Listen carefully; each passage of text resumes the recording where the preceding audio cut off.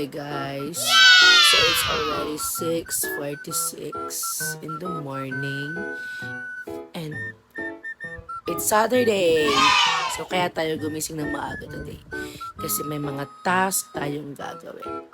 Okay? So samahan niyo ako this Saturday. Let's go! A few moments later. What's up guys? And so, kakatapos nating naligo today dahil tayo ay merong buklat basa.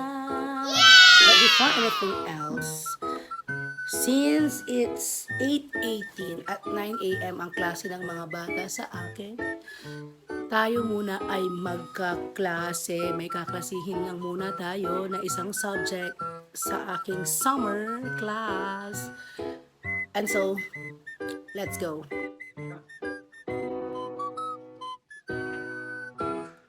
A few moments later.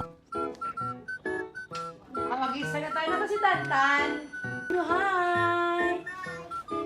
Maganda yan. A few moments later. What can you see in the picture? Lapis. Lapis. Or ballpen. In English? Pen. Sabi nyo nga. Pen. Book. Book. Book. Pen.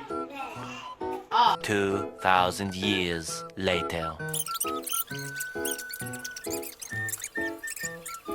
A few moments later. 2,000 years later.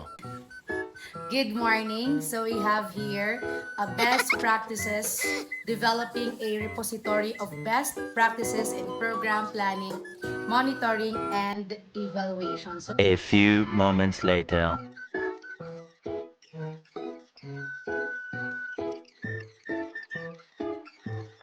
Two thousand years later.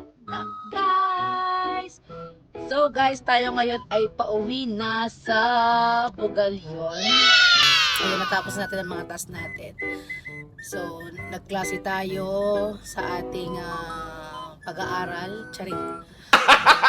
Tapos, tayo ay nagbuklat basa. Ayan, na-submit na natin ang mga kailangang i-submit.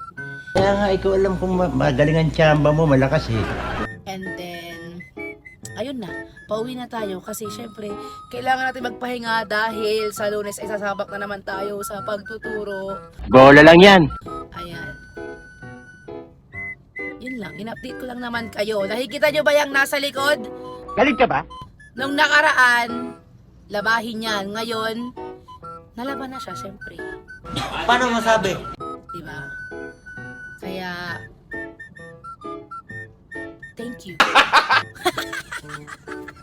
Walang masabi.